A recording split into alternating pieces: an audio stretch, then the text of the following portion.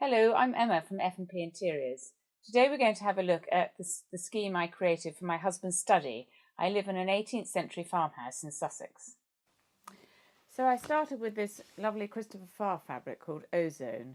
It's in colour smoke. I like the gentleness of the colours, the muted shades. We have a lot of wood in the house, so it's nice to keep it quite light and bright.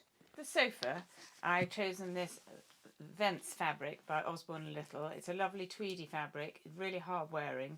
The sofa is used a lot, and a nice punchy contrast piping. My husband loves contrast piping. I added a couple of cushions to the sofa. This is the Mulberry Hounds fabric in velvet, and obviously the dogs, we have 3 dogs in our house, so it seemed rather appropriate.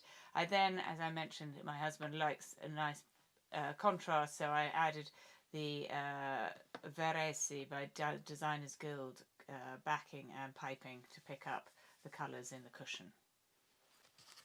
We have a nice central stool in the room where we put the magazines, cups of tea, coffee, and occasionally feet. So I've done this in this lovely Johnson's plaid, which is a nice grey and beige and cream. It looks very smart. We have another chair that's been in the family for many years. It was reupholstered in this Marvic fabric Safari. It's a really lovely cotton velvet, also very hard wearing, except when the rabbit comes in. He likes to chew the piping on the chair.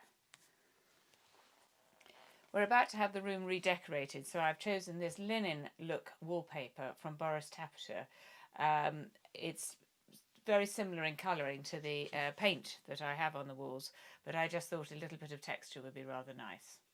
And finally, I've got a new chair that's coming into the room, and I've chosen this really lovely number 9 fabric, Kazbek, which I think will add quite a bit more zing to the room and a bit more fun, which my husband will love.